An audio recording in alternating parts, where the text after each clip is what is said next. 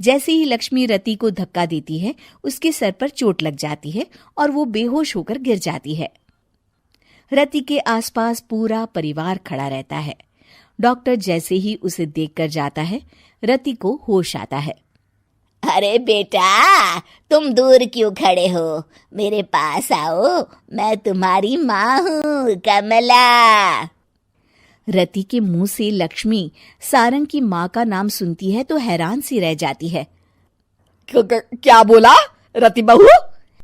चुप कर डायन, तूने मेरे पति और बेटे का हाल बेहाल कर दिया। अब तू मेरी बहू को भी गुलाम बनाना चाहती है? रुक, अभी मजा चखाती हूँ। ये कहकर जैसे उसे पकड़ने की कोशिश करती है, लक्ष्मी वहां से भाग जाती है। लक्ष्मी के जाने के बाद रति अपने ससुर और पति की तरफ देखकर मुस्कुरा देती है। दोनों समझ जाते हैं कि ये रति की चाल है। अगली सुबह लक्ष्मी का पति खाना लेकर खेत में जाने के लिए निकल ही रहा होता है कि लक्ष्मी उसे रोक देती है। अरे कहाँ चल दिए खाना लेकर? आज घर का काम कौन करेगा? तभी पीछे से रति आ जाती है और जोर से चिल्लाती है। कौन इनको काम पर जाने से रोक रहा है? मैं अभी उसे मजा चखाती हूँ। जैसे ही रति लक्ष्मी की तरफ बढ़ती है, लक्ष्मी घबरा जाती है। मैं तो मजाक कर रही थी बहन। आखिर मैं कौन होती हूँ रोकने वाली? मैं तो बस ये पूछ रही थी कि घर का काम कौन करेगा? कौन क्या? तू करेगी। चल उठा झाड़ू और शुरू हो जा। लक्ष्मी पूरे घर में झाड़ू पोछा लगा रही होती है कि अचानक सामने सारंग खड़ा हो जाता है। अच्छा माँ, मैं काम पर जा रहा हूँ। रति के मामा की फैक्ट्री है, मैं वहां आज से मैनेजर के तौर पर काम करूंगा। सैलरी भी अच्छी है। अरे सारंग, तुझे क्या जरूरत पड़ गई काम करने की? और बेटा, तू बाहर काम करेगा तो इस बड़े से घर को मैं कैसे संभालूंगी? अभी तो पूरा काम बाकी पड़ा है। तभी वहां रति आ जाती है।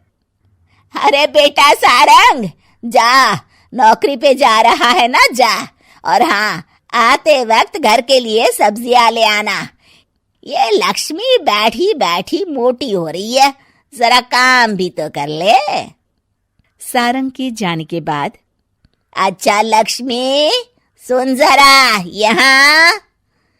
लक्ष्मी अपनी बहू रति को सारंग की पहली माँ जो मर गई है वो समझकर उसके पास जाती है।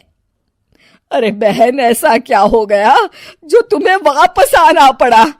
मैं तो बड़े ही प्यार से इस परिवार को चला रही थी।